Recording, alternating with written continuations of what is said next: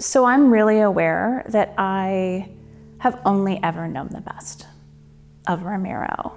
So my experience of Ramiro is somebody who was very kind, who was very thoughtful, who had a creative and artistic heart, who really cared about the people, not only who cared about him, but also the people who,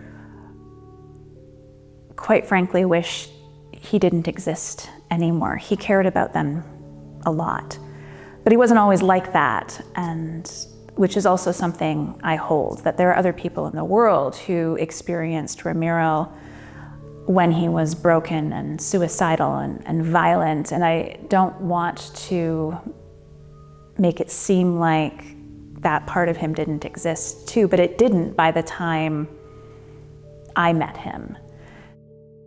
Ramiro spent more than half of his life with the threat of execution looming over him. And it was absolutely his faith in God that got him through that. He had a ritual around prayer.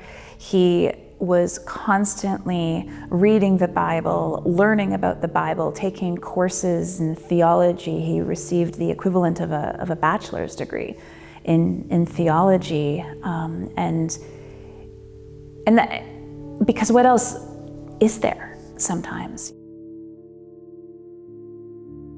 We talked about what he thought would be waiting for him after he died.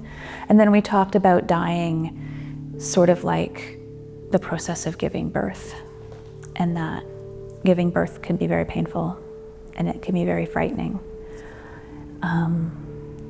But one of the ways that we get through it is imagining or knowing that there's something like so beautiful at the other end of it that it's worth it.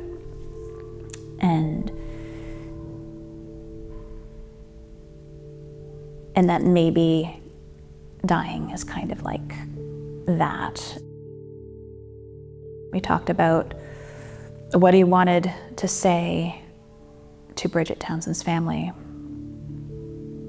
to her mother, to her brother, because we knew that they would be there. And we've been talking about that a lot in the final days. And he was really clear he didn't want to write a statement down.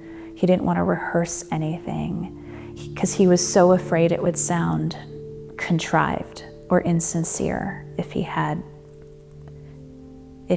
prepared it like a speech. He just wanted it to come spontaneously from his heart, from the deepest piece and part of who he was.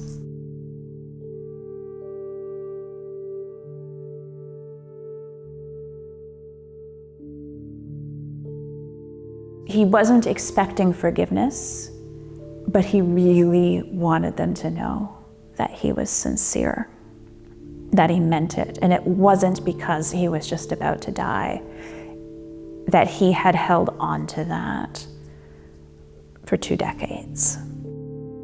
After he was done, he indicated to the warden, he said, "Warden, I'm ready." And there was just a lot of conviction in his voice, like, I am ready. I know where I'm going. I know after this is done what's in store for me, and it's good.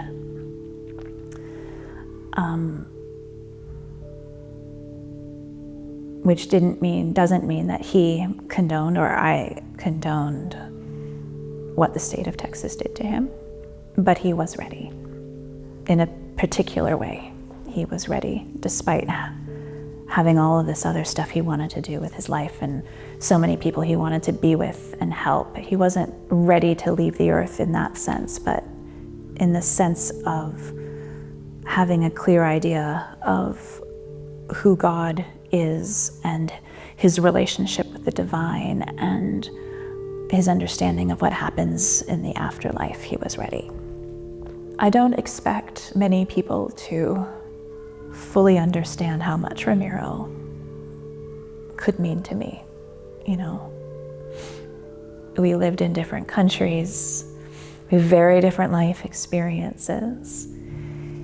He caused so much irreparable harm as an adolescent.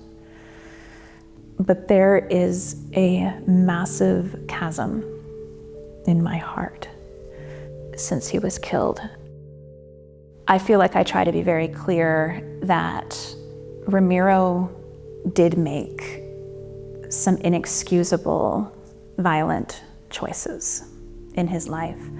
I just also think that he would not have made those same choices had he not fallen through basically every single crack there was to fall through. So there is certainly an element of personal responsibility, but I also think that there is a level of collective responsibility in this as well. That's why I don't think it does us any good to label murderers as monsters, because it abdicates society from some sort of responsibility in examining, well, how does somebody even get to the place where they're able to do that? And certainly there are many people who have had tragic upbringings who don't go on to commit violent crimes. But there are very few people sitting on death row who haven't had that experience. But then there's also moments where the injustice of what happened, and not in a theoretical kind of way, but in a way that I feel in my body and my soul, that what happened to him was so wrong.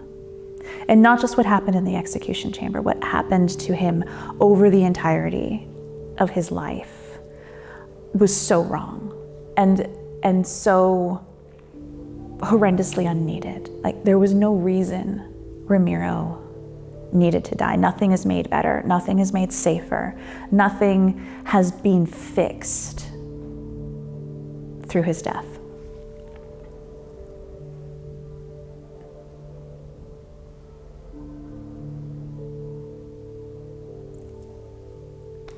And I don't know where it stops.